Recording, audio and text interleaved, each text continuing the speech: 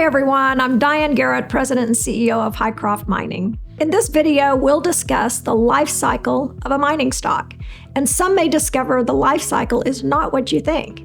Let's begin by reviewing a chart of the Lassonde curve, named after Pierre Lassonde, who is a successful mining executive and businessman. Lassonde observed share price performance of mining companies at every phase in the mining cycle and concluded that the mining sector's stock price pattern can be predicted and seen over and over again. This stock price pattern is not what many people expect with mining. People that are new to the industry often assume the only way to realize value in a mining company is when you actually produce a commodity, whether it be gold, silver, copper, or nickel. But in reality, a mining stock can have some of its best performance before the company becomes a producer. How does that happen? Let's take a closer look.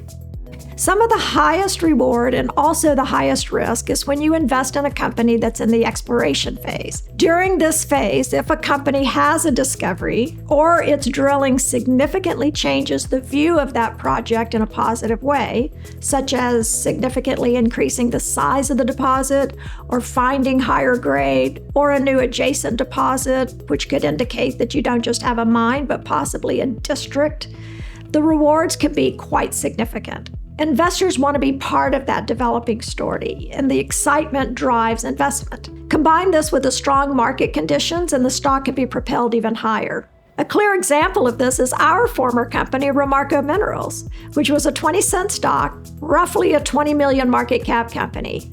We acquired a project that was a past producer, and the market wasn't sure that it would become a new mine. That dwindling support did not discourage the new exploration team that I led at Romarco. Our team took a different approach to the project, and through our drilling, discovered one of the largest and highest grade deposits known in the U.S. at that time. That discovery propelled our valuation from a 20 million market cap to over $1.3 billion in less than 2 years. Keep in mind, we were still at least 5 years away from production at the time.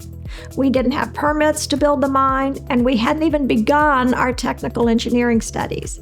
It was essentially a new discovery.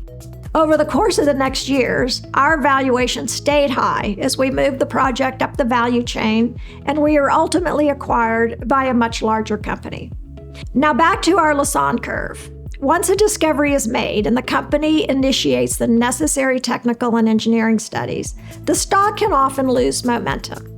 That's because technical studies take time, and while the studies are extremely important for the proper development of the project, the technical work does not produce a lot of news flow during this time. Investors get bored with the lack of news and all the technical updates.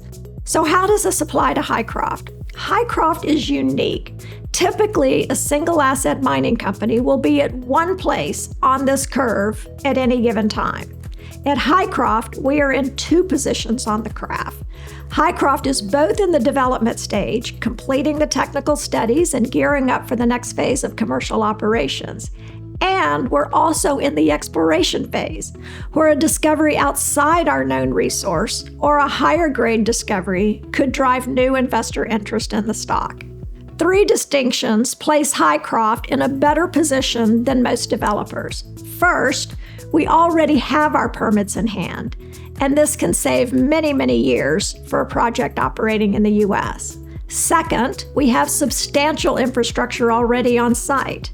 And third, we are near the completion of our technical study work for the next phase of operations. Those 3 points, along with Hycroft sitting on 2 places in the Lassonde curve, puts us in a strong position. Plus, our managers are all seasoned professionals with decades of mining experience. There are multiple opportunities to drive value at Hycroft for our shareholders before we reach the next phase of commercial operations. Through the development of the Hycroft mine, we are committed to delivering value to our shareholders, as we've done before, and we're looking to acquire other projects to build a multi-mine company for our shareholders. We hope you'll continue to join us on this exciting journey to unleash the true potential at Hycroft, one of the largest gold and silver assets in the United States.